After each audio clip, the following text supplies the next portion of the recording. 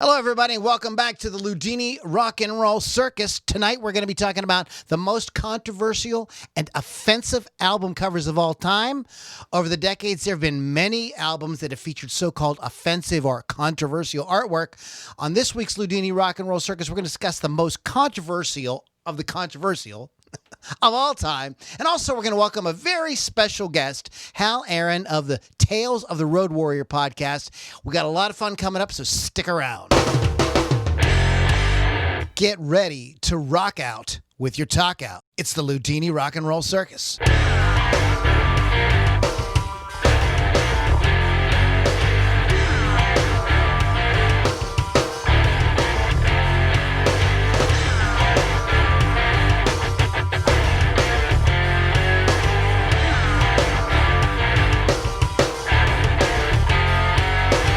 All right, everybody, we are back. Just like bad breath, you can't get away from us. Shout out to Wolf's Customs. There is no reason in the world, guys, for you to go out there and play the same boring-looking guitar, right, Lily? Exactly. You know, you're going out there, you're doing your internet show. Remember, you're not allowed to play any covers now. You get in trouble if you play covers, but you're playing your original music. You're out there rocking out. You people are scrolling through on their mobile devices. They're just going past everything. But why are they going to stop and look at your video? Because you are playing a guitar with a custom finish from Wolf's Customs. Go to wolfscustoms.online. They do amazing custom paint jobs on your guitar, bass, drum set. Right, Keith? That's right. They can customize your ukulele, your swinette, your didgeridoo, whatever you got. They will make it look just. I promise. So tell them Loudini sent you. Go to wolfscustoms.online. Chris Thunderwolf Dotson is the man. Also want to give a shout out. You're going to like it. And you're going to like it. I knew that was coming. Lou Pappin say you're going to like it. And shout out to Rock Rage Radio. Go to rockrageradio.com. Those folks have been hosting the Loudini Rock and Roll Circus for a couple of years now. Great John and Gigi, great folks over there that are very passionate about great guitar-driven rock. Check them out. You can find out more information about this craziness here by going to LouLombardiRocks.com. There is all kind of cool extras and information and videos and discussion and all host of all kind of cool stuff at LouLombardiRocks.com. Okay, so let's go around the room because we got like a really fun show tonight. We're going to be talking about controversial albums. We have, of course, from Rock Rage Radio herself, Lily V6. Me. Oh, and stay tuned because we're going to have a lot of good interviews on my show coming up, Hot Licks with Lily 6. Wow. Hey, Lily, why don't you share the love? Share the wealth. Share the wealth. Do you know who Mark Weiss is? Yes. Okay, we'll get you in contact Hook with me him. up. Hook me up. Okay. Hook Hal up, too. And we've got Keith the Hawk Hawkins piping in all the way from New Orleans. What's up, Keith? Good evening. Did you stop at Sonic on the way before you started? No, that's actually, you know what I'm drinking is something I've discovered in a Mediterranean restaurant, Lebanese tea. Lebanese tea is very tasty. I was hoping it was a, cherry limeade. What is in lemonade? What is a Lebanese tea? Rose water and pine nuts. You're so full of crap. No, that's what it is. Is it really? It's an interesting taste. I mean, it's definitely something when I was like drinking, I was like, wow, that's definitely interesting. And I said, can I get a refill? Okay. Sounds crunchy. And I did. It sounds crunchy. Stays crunchy even in milk, doesn't it? You just got to watch. Don't swallow the nuts, That's what she said. I wasn't going to go there. It was just a figure of speech. Just don't swallow the pine nuts. I should have said that. That sounds better. Don't swallow the pine nuts. And speaking of nuts, we have our special guest tonight. We have Hal Aaron of Tales of the Road Warriors. Tales of the Road Warriors. Yeah, podcast. So Hal, welcome to the Loudini Rock and Roll Circus. And you're piped in from where? You're from Philadelphia. You're my neighbor, Philadelphia. Yes. Cool. We got Pittsburgh on one side and Philly on the other, and then Pennsylvania in the middle. Pennsylvania. You people from Pennsylvania know exactly what we're talking about. Before we get into tonight's topic too far, let's, Hal, why don't you give us the sort of Reader's Digest version of what your podcast is all about and how folks can check it out? Well, actually, I was just talking to you a little earlier about it. It's called Tales of the Road Warriors because, well, the Road Warriors pretty much any musician that actually it's not just musicians, but primarily musicians and roadies and food truck drivers, anybody who schleps their equipment in the trunk of their car and sets it up and plays to a questionable audience, has questionable adventures on the road. We talk about it. Awesome. Sounds exciting, actually. And who's I'd on? like to know. Do you do a show every week? I was doing it once a week. I got a little lax after COVID-19 struck. I just partially just laziness and partially I don't know. Everybody seemed to kind of get a little. I don't even know what word would you use. That malaise that just set in over the whole country. A lot of people are like, nothing's happened. I don't feel like it made you kind of more tired or something. Yeah, I know. I'm putting out like one a month now. Yeah. But And I'll get back into one a week soon. I've been talking to people, setting up some things. Cool. And how do folks find it? What's the website? It's talesoftheroadwarriors.com. And make sure it's plural because The Road Warrior is a movie with Mel Gibson. Right. And it's TJS off the end. You're going to go to the Road Warrior website. All right. So Tales of the Road Warriors, and go to any podcast and search for Tales of the Road Warriors on like Libsyn or Apple Podcast, Google Podcast, wherever you get your podcasts. So are you on your Spotify too? Spotify too. Yeah. Okay. Cool. Not Spotify too. Spotify also. It sounds delicious. If people are going like, "There's a Spotify too? How do I find that?" Oh boy, I need that app. Let me clarify it. I can't stand you guys. Oh, Lord Jesus. So, controversial, offensive, overly sexualized, sexist, violent, disgusting, filthy, gnarly. All my favorite gross out, things. all of Lily's favorite things, album covers. And how I like to do things, if you're new to the Loudini Rock and Roll Circus, yes, it is the Loudini Rock and Roll Circus, but I really am lost without my right hand, Lily, and my left hand, Keith, and now my third hand. Oh boy, you get three hands. We had Hal on here, so I had like a third hand growing out of my back or something. So, but Hal says he like did some real research and everything. So like, you know, cool. Like legit. So I don't want to come out here unprepared, not being able to name one. So. well, we've all been in. None of us are like super young. Lily's the baby. I'm the baby, but I'm not young.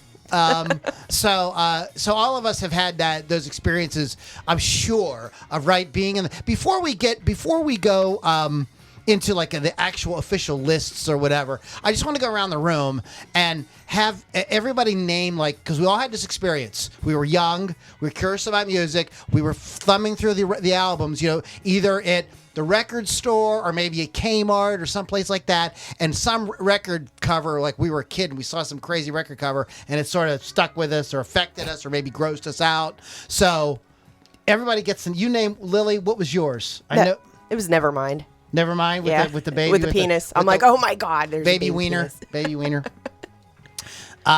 So what was yours, Hal? Well, mine's not on the list of album covers, but the album cover was very strange. It was this cartoon guy, like really grisly looking guy with a shotgun, and it was on Mercury Records. It was David Bowie's "The Man Who Sold the World." Okay. Yeah. Which later came out on RCA with a whole different cover. But the original cover was so cartoonish and outlandish. And then I started reading the lyric on the back of Bowie songs. And that's what turned me on to Bowie back in the day. The Man Who Sold the World, Mercury Records. Keith, what do you got, buddy? What album cover twisted your brain around? I think when I was young that the album I seen first that kind of got my attention, probably before I even listened to it, would have been News of the World by Queen with that robot on it. That was just an interesting album cover. I would just stare at it for hours. Like, my uncle had a pretty decent record collection at the time. He was a huge Kiss fan, believe it or not. That didn't rub off on me. But the News of the World album cover is still really cool. they can maybe I'll stare at it later. I don't know. We'll see. But it's got my attention. You know, it was interesting with the robot holding the band members, and there was a little bit of blood. I don't know. That's not on my controversial list, but it's still an interesting album. Right, Abbey Road was another one. You know. Well, the other one. Another one was Abbey Road with just that them crossing away there, and just that look of that album cover, and Sgt. Pepper too. But those are the ones captured your imagination. Yeah, it was News of the World for me. That was I was real little, and I just had graduated. I was at an age where I was like kind of losing interest in toys. You know, and I was getting kind of interested in music a little bit. And my mom was shopping in Kmart, and I would leave the toy aisle and I would go to the album aisle, and I saw that record and it freaked me out. I was afraid to even pick it up because like I just thought that robot was so scary, and those guys were like bleeding, and it obviously killed those guys. I was like, ugh, I had nightmares over that. It's a great Stewie album. from Family Guy. And we talked one time about great album covers, and I think that came up on our list as like one of the greatest album covers of all time. But that traumatized me. So if you want to know what's wrong with me, it was News of the World by That's what's wrong with you. That explains it all. Not by Kiss. Kiss. So okay, remember Molly Hatchet always had great album covers too. They'd suck you in with those dudes on horses, and they got friggin' axes. What's and that all. artist? Molly Hatchet had some great album covers too. I mean, do you know that artist that did the Molly Hatchet album covers? He did a lot of fantasy covers for fantasy novels and stuff too. You guys know who that was? No, I don't. No, we'll look it up later. So let's go. We'll start with the new guy, our guest here. We'll start with Hal. And no pressure. No pressure. But tell us about. Let's go around the room here. We'll start with Hal. We'll go to Keith. We'll do Lily. That sounded awesome. I love when I say that's the first time anyone has ever said that. But so what do you in terms of like controversial, twisted around, offensive? What do you got on your list? Well, I guess since I'm the old guy here, I'd be remiss not to bring up the Beatles' Yesterday and Today album with the famous Butcher. Of course. That's also on my list. And then posing with slabs of raw meat and dismembered, decapitated baby doll heads. And for the Beatles, that was kind of strange, and especially if you listen to the music on that album, it included Yesterday and Nowhere Man, like really beautiful songs. Yeah. That belied what the album cover would lead you to think was, on the disc. Is there a story behind that? Yes, I actually have a story behind that. They were sort of tired. They were just doing like an impromptu sort of photo shoot, and they wanted to do something different. They were tired of the old way that they were just doing the same thing over and over again. So they experimented with the blood and the coats and the baby doll heads, and wasn't actually intended for anything. But apparently Paul McCartney pushed and pushed and pushed for this to be on an album, and it ended up on an album. Doesn't make sense, but it was sort of their comment to the Vietnam War too, because they were very anti-war. Now that makes sense, because that makes total freaking sense. I have one thing I can add about that. Sure. I was curious. John Lennon's personal copy has sold for $233,511, according to New Music Express, which is a British music website.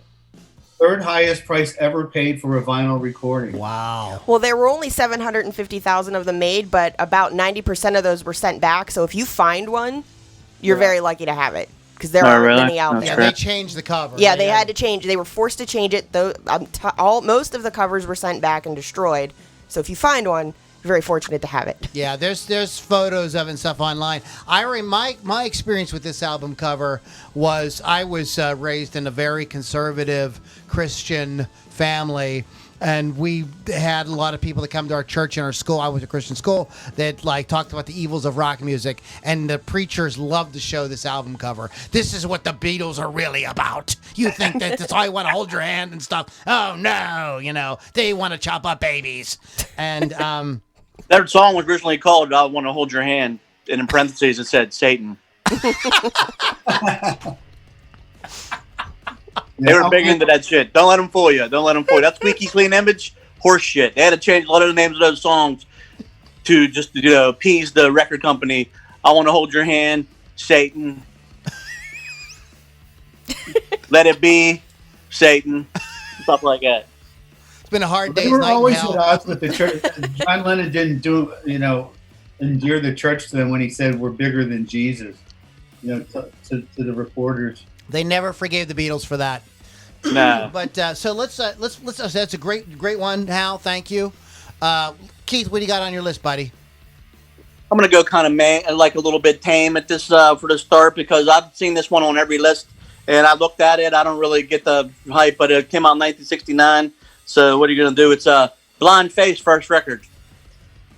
Has a naked girl on it. A young naked girl. Looks a little young though, so I can see that. I can see the problem.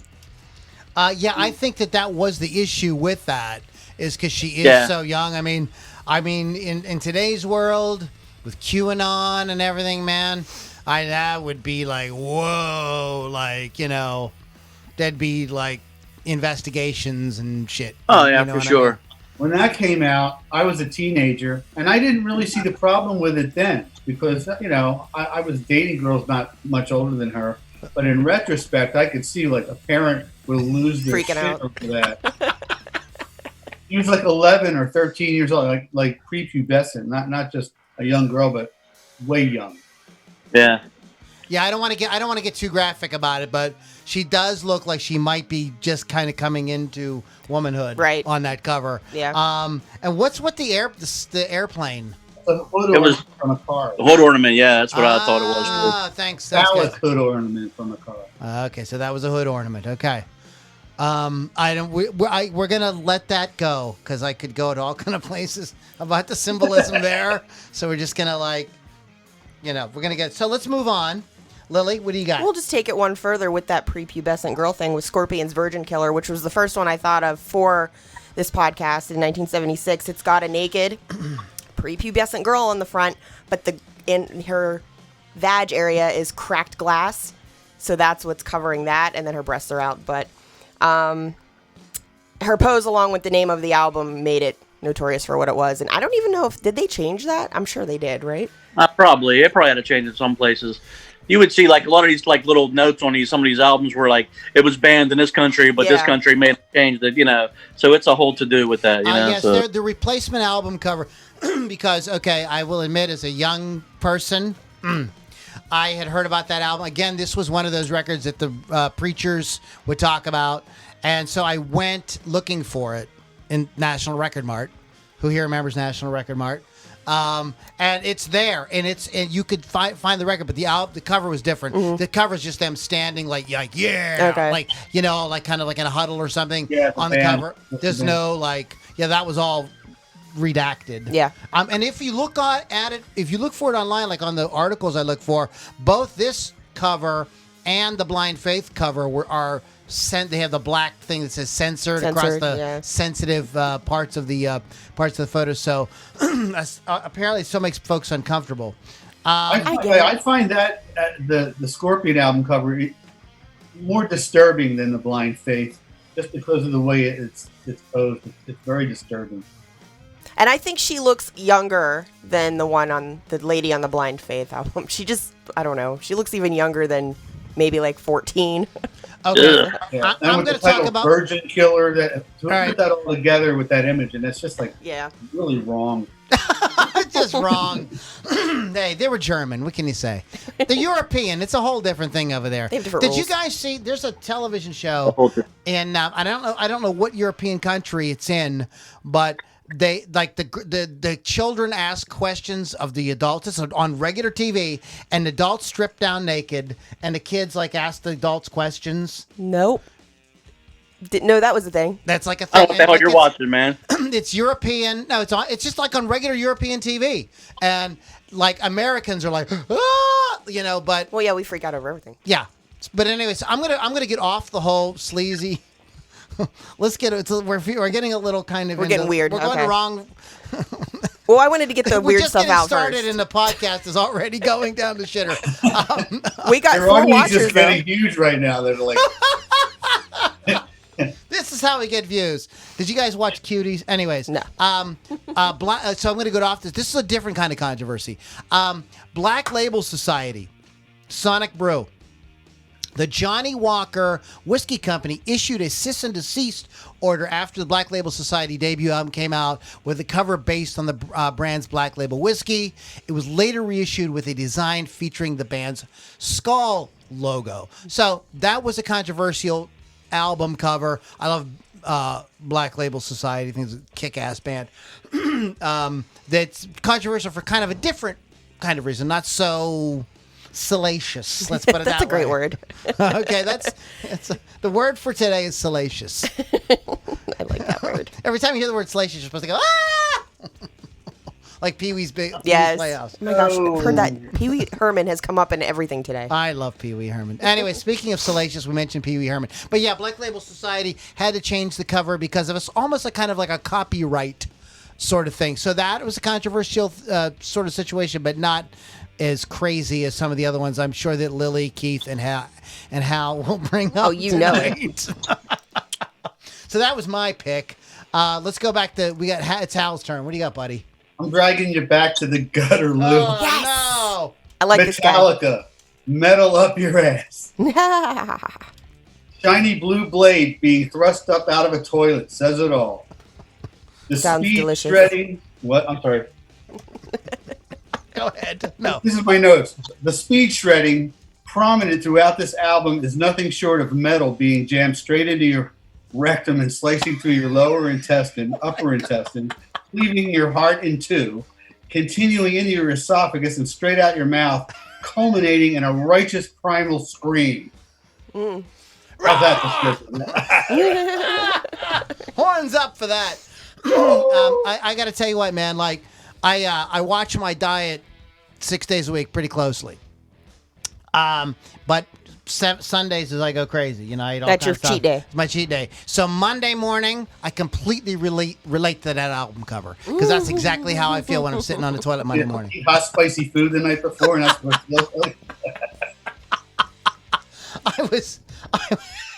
I remember. Here's my memory of that album cover. It was my first class ever in college, and there was a guy, the professor, one of the guys in the class had that T-shirt on.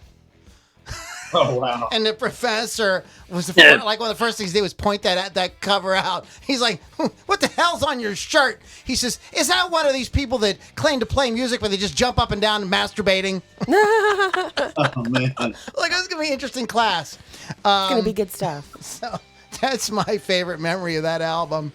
Oh, Hal. I'm confused on something. I would never let my kid quit at school. Yes, Keith. Yes, you in the back. If you could jog my memory on that, I thought that was more of just a T-shirt and a merch concept. Is that an actual album? What songs are on it? I have no idea if that's an actual album. When did it come out? What tracks are on it? I'm confused by that. On which one? On there's an actual album called "Metal Up Your Ass." I mean, I was listening to it on YouTube. Regular. Do you remember what tracks were on it? Huh? Do you remember what songs were on it? Let me see. It's Google funny. it. Yes, I didn't. Let me pull it up. While they're doing that, though, I found out who does the artwork for Molly Hatchet. It's Frank Frazetta. Frank Frazetta Is the gentleman's name. It was a demo. Okay. All right. I wasn't aware of that one. I just wanted to try to learn some. I know that No Life to Leather was a demo too before they even got signed, but I didn't know where Metal Up Your Ass came in and the whole. Recorded in November 29th, 1982. At the old Waldorf in San Francisco. So before Metallica was like officially releasing records, there was these cassettes that were getting. That's how they kind of built their fan base.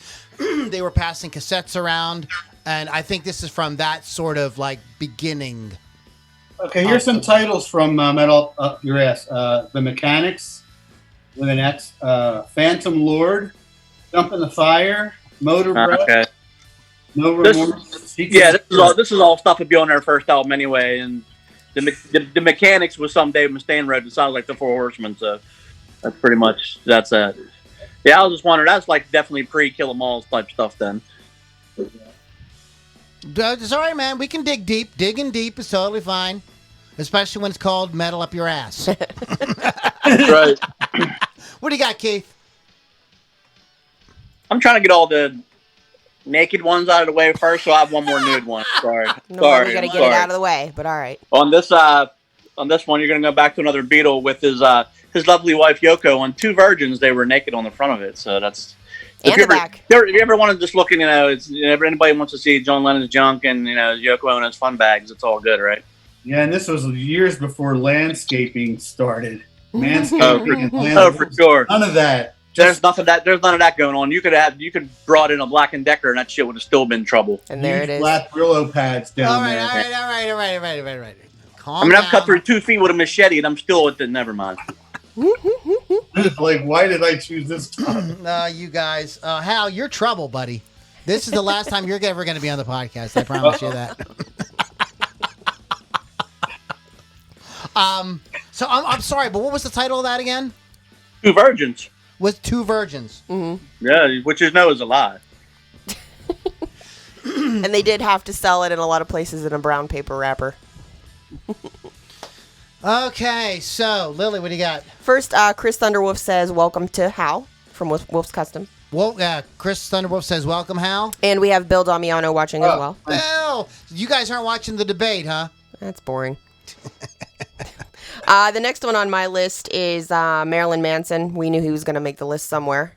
And that's the Hollywood in the Shadows of the Valley of Death from 2000.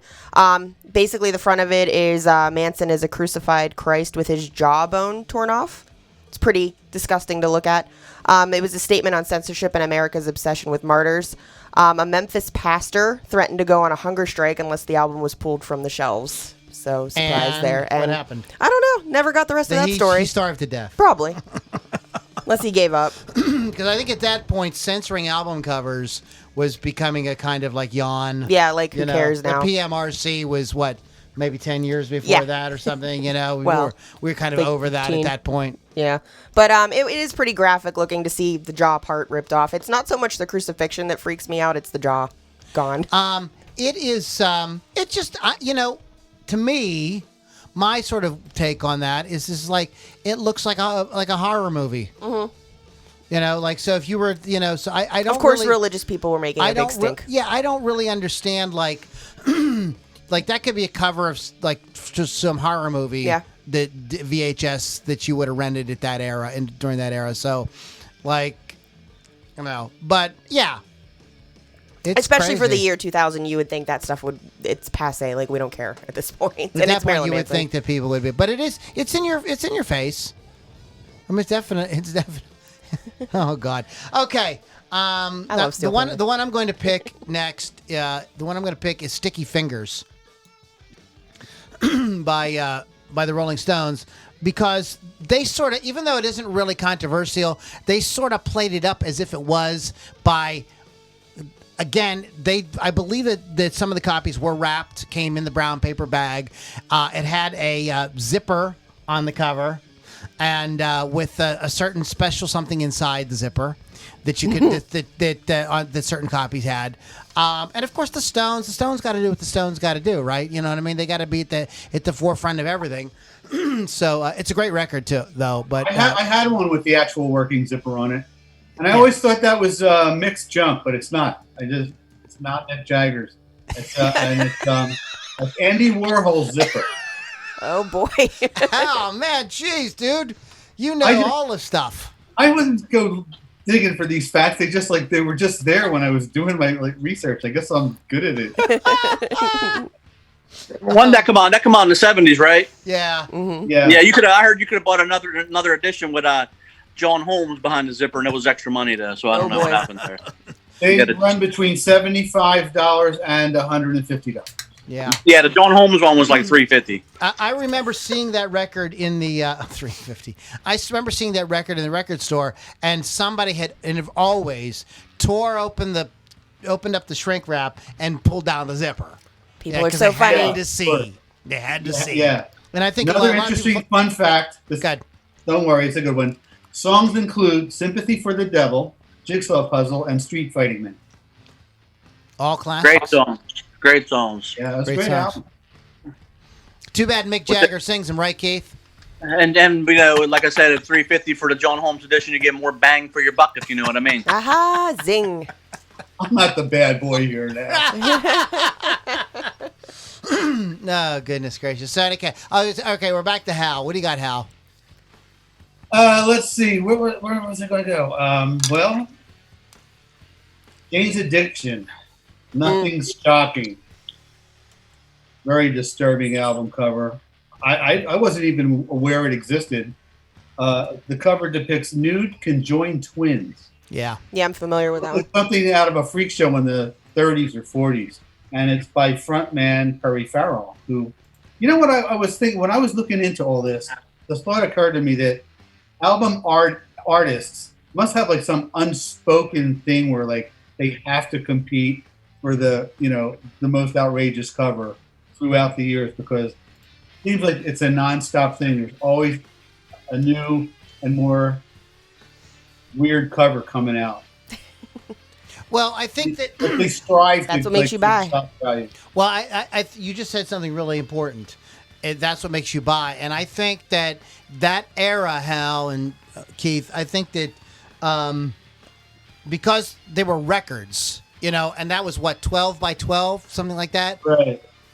It was fairly large. I mean, it was covered your whole head, and the artwork was really considered important to selling the album. Right. It was really it was considered important. I mean, I think that's the joke in the movie Spinal Tap with the black, just this plain black record. That, None more. None more black.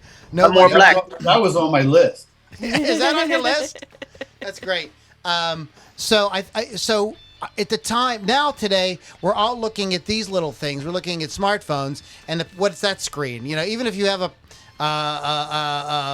what do you have? An Apple? Yeah, I have I mean, an like it's all about the same size. You're not really going to get the same kind of effect. So having something like that is was definitely a selling point. We get people to pick it up, go, what the hell are these guys all about? And it might be the kind of thing too that would get a DJ to give it a second look to spin it.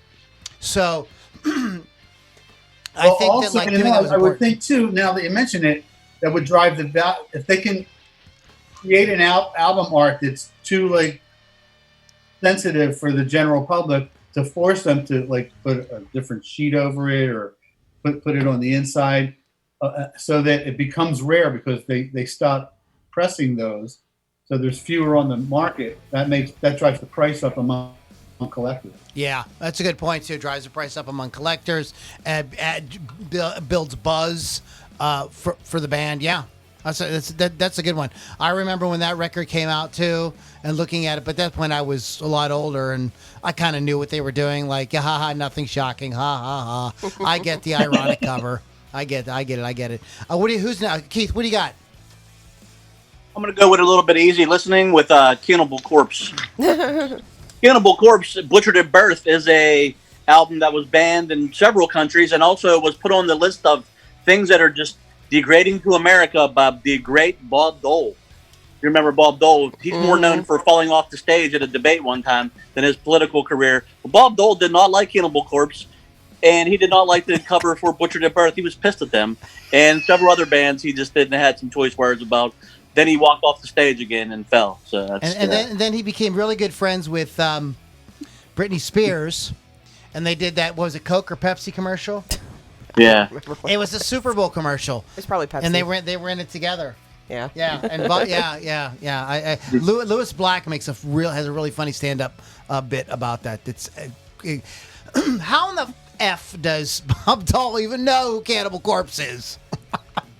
I think somebody showed him the album cover at one of his PTA meetings. I don't know, man. He just, My list is Cannibal Corpse various albums from 1990 to 2006. That's what I think there's certain bands you can put every album they put out was on this list. Oh yeah, I know this record. I had to figure out which one you exactly were talking about. The other one is that I think is, I like the cover, but that's just me. It's Tomb of the Mutilated. What is it? Tomb of the Mutilated. I mean, this again just looks like horror artwork. Like, well, that's all it is. Yeah, I mean, it looks like to me like, I don't know. Again, we have perspective. This is 1991. we've all grown up. We've all like been around the internet and seen a lot of stuff we probably don't want to see. So this is probably, we kind of just sort of take this in stride without getting too, worried about it. But in 1991, a rock band does something like this. I could see where people would be a little upset. But I mean, it is obviously it's art. It's obviously some kind of paint. What is that? A painting? Illustration. Illustration. Yeah. It's not like actual and photography. All of their albums look like that. It's just different scenes. They probably use the same artist on that as well. That's a fun one though, Keith. These are some really happy songs on it.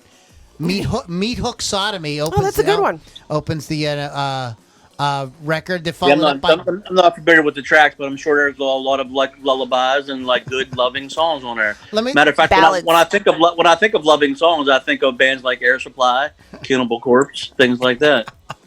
You got to hear the titles: Meat Hook Sodomy, followed up by Gutted, Living Dissection, Under the Rotted Flesh, Covered with Sores. That's gonna be my wedding song. Vomit the Soul. By track 7, we get to the title track, Butchered at Birth. At number 8 is Rancid and Amputation. Mm-hmm. 9 is Innards Decay. And then 10, there's a bonus track at 10. It's a live version of Covered with Sores. So, good going, guys. That's some good, easy listening for y'all. No hammer smash bass. I can't, it's a shame Karen Carpenter wasn't still alive. She could probably do like a tribute to this album or something. Johnny Cash could have done it. Johnny Cash. And he would have made it beautiful. I want to hear Johnny Cash's secret cover of Meat Hook Sodomy. Trent Reznor probably has it in his basement somewhere. He would have monotoned the shit out of that, just hanging by a hook. Johnny Cash, hanging by a hook. What do you got, Lily? This one's a religious one, 9 Lives by Aerosmith. They had to actually change the cover because this one angered a lot of Hindus. Lord Krishna was featured on the album's cover with a cat's head, replacing the original. And this is while he's dancing on the snake god Kalia. The band and the label didn't actually know that they were doing anything wrong at the time. But of course, Hindus got involved and were like, hey, you're kind of like poo-pooing on our gods. Can you like stop? So there are 2 versions of this. The one that probably most people know is the cat on the dartboard image. But I do have both copies because I bought that when that first came out. It's my favorite band. Good pick. Good pick, Lily. I like it. I'm gonna go way back. This is a band I really loved. When I was in my late teens. It was the Dead Kennedys. And they had this record called Frankenchrist. So you can tell already that they were trying to get the religious crowd kind of revved up. It wasn't initially the cover that got the San Francisco punks in trouble, but a poster distributed in the sleeve which featured Alien creator H.R. Giger's painting Penis Landscape.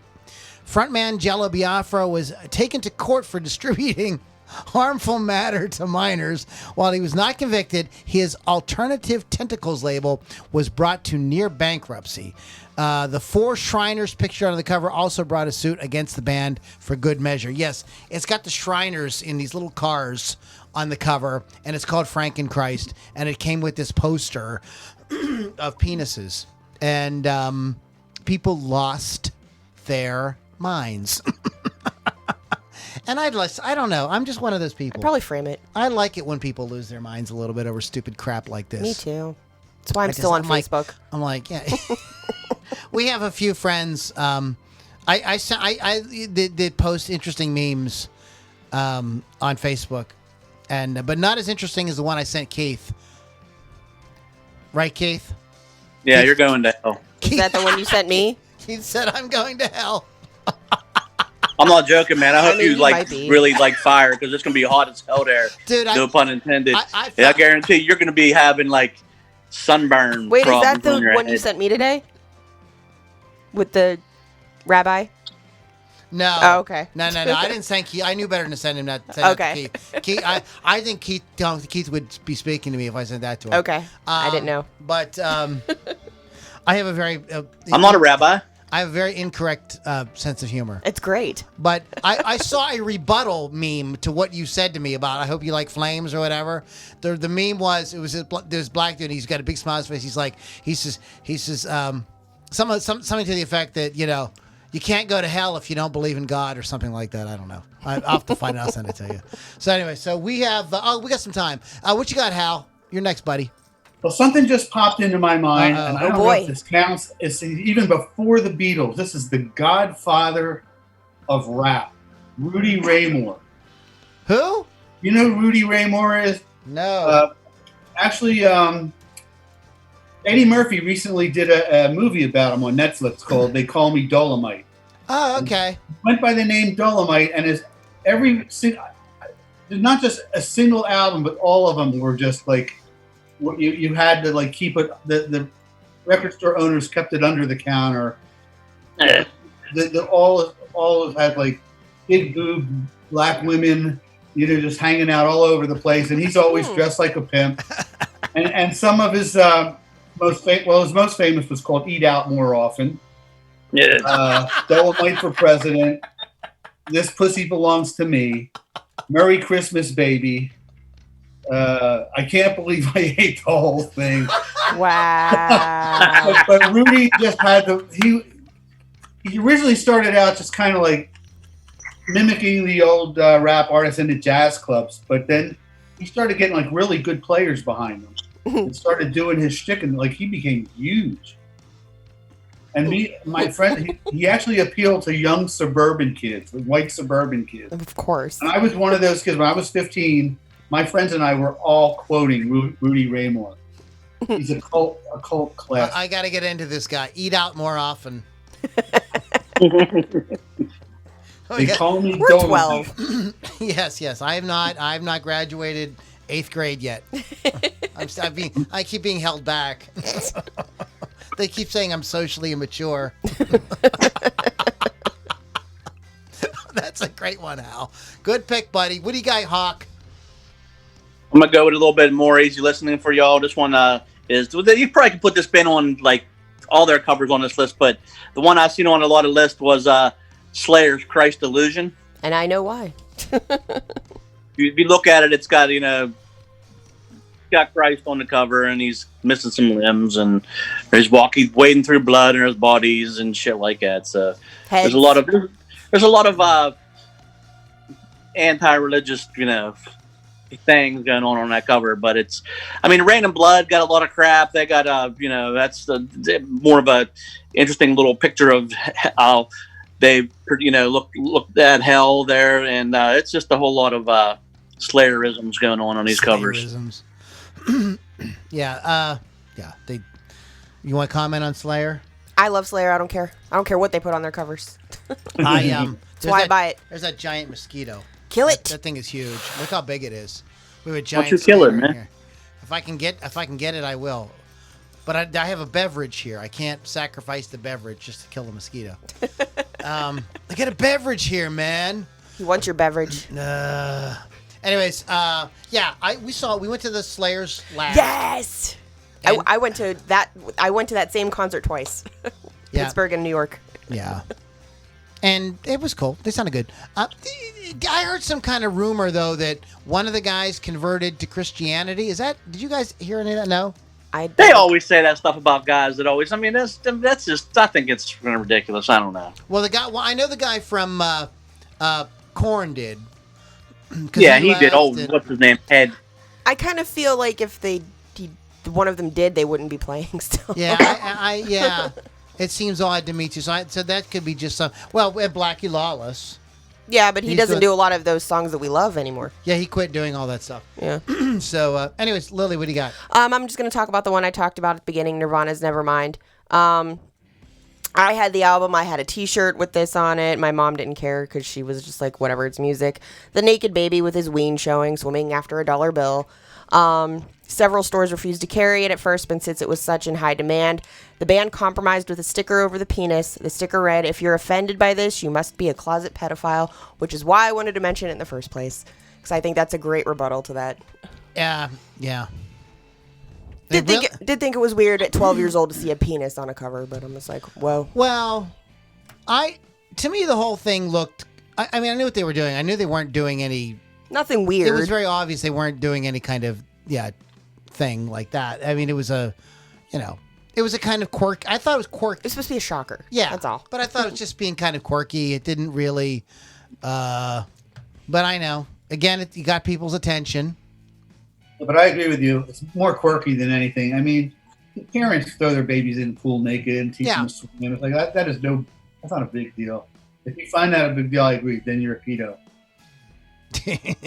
Well, that's exactly what Nirvana thought too. No, I agree with them. What about?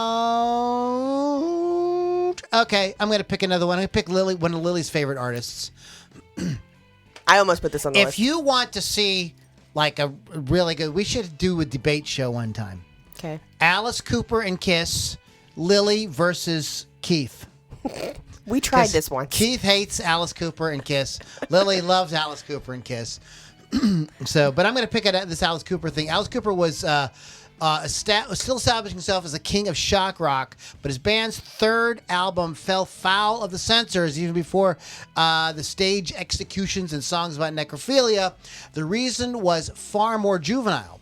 On the original cover, Alice poked a thumb through his cape to make it look like his snake, I'm making air quotes, was poking out. He had his entire arm airbrushed out for his trouble. So he's also 12. Come on, rock and rollers People do this were all the big time. kids. Yes, and it was love it to death.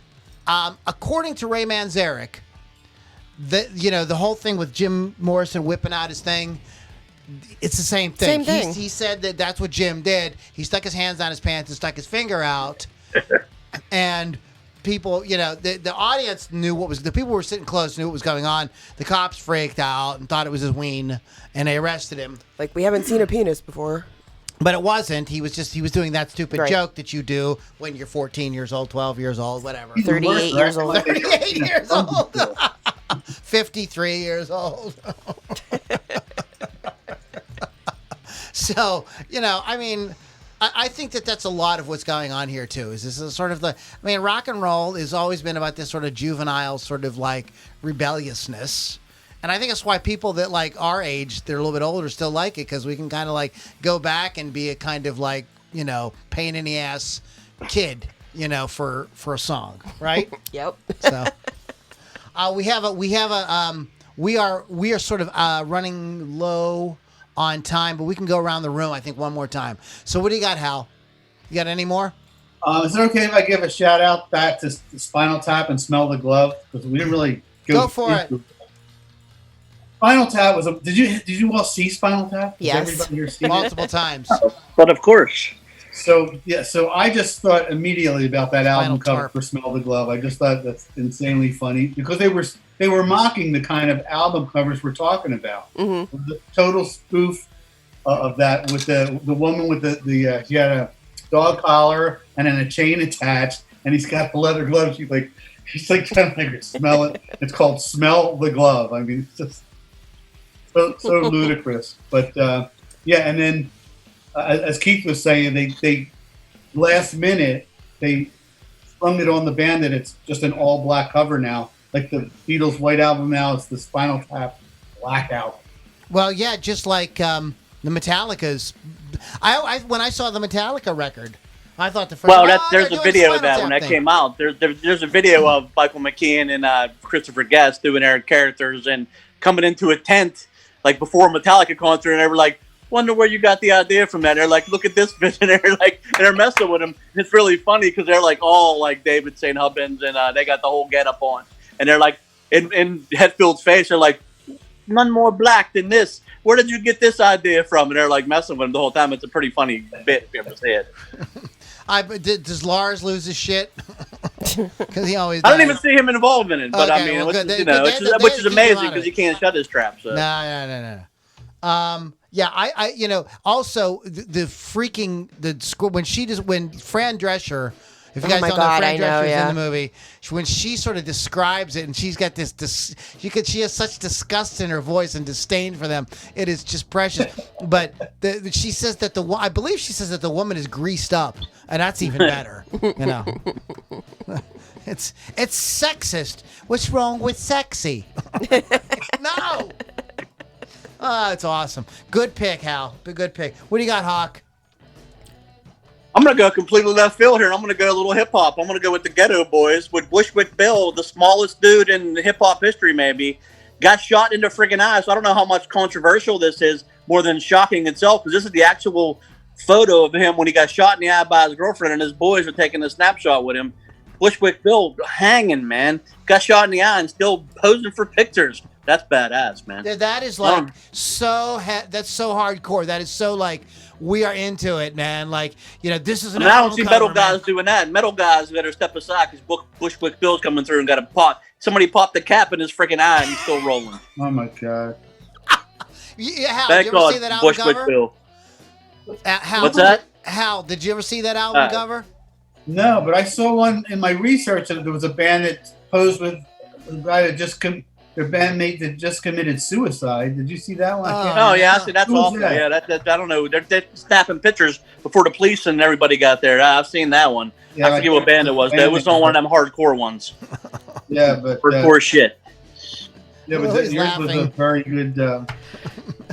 I mean, there's some. Yeah, that's. I guess. Hey guys, I guess they are keeping it real. You can say that. Hal, you're a great guest, man. You fit right in. You're a great guest, buddy. Thanks. So, who's Lily?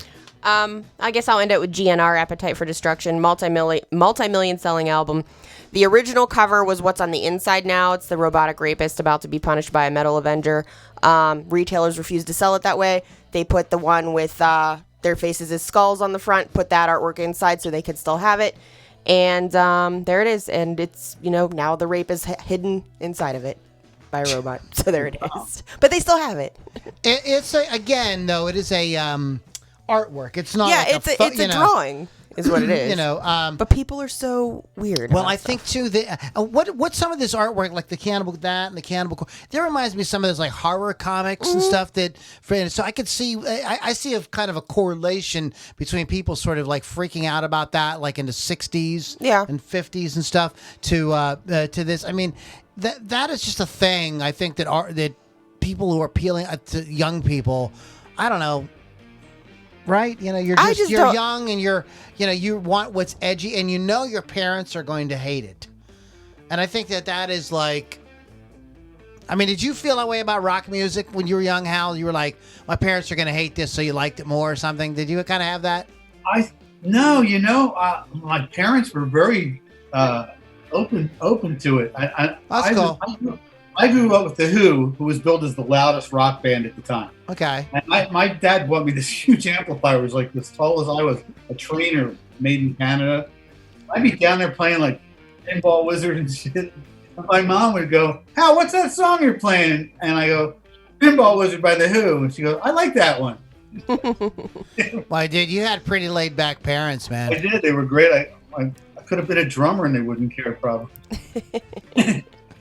My mom told me that like she didn't mind when I was playing drums, but when I switched to the electric guitar, she couldn't stand it. Wow, really? Yeah. That's kind of surprising. She didn't mind the drums, but she hated the electric guitar. He knows what's up. Yeah. I was never any kind of great drummer or anything. I played in church, so that can tell you what where I was coming from with it.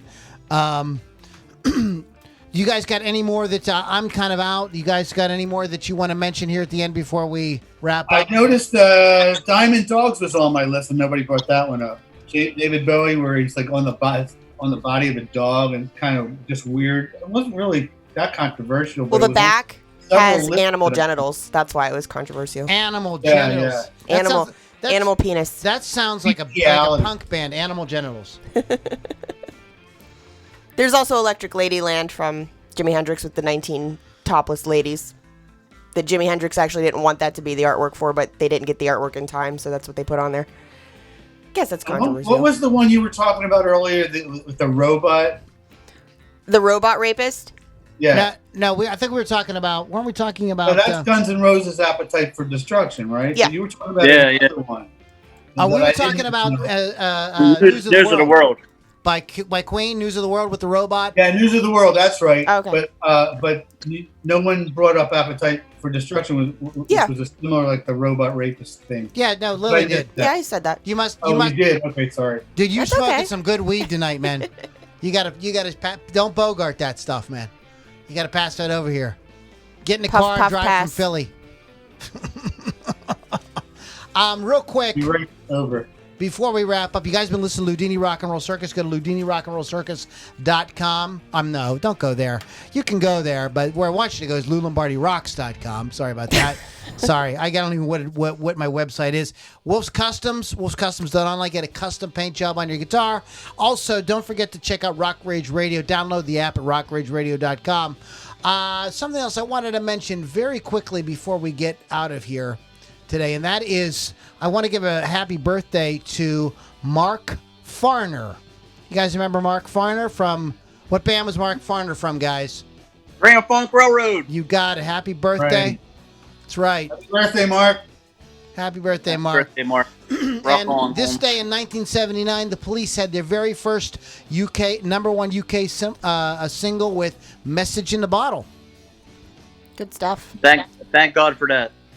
And 1984 on this day, Prince started a 2-week run at number one on the U.S. charts with Let's Go Crazy. I love that song. From the amazing classic album Purple Rain, which is one of the most unequaled records of all time.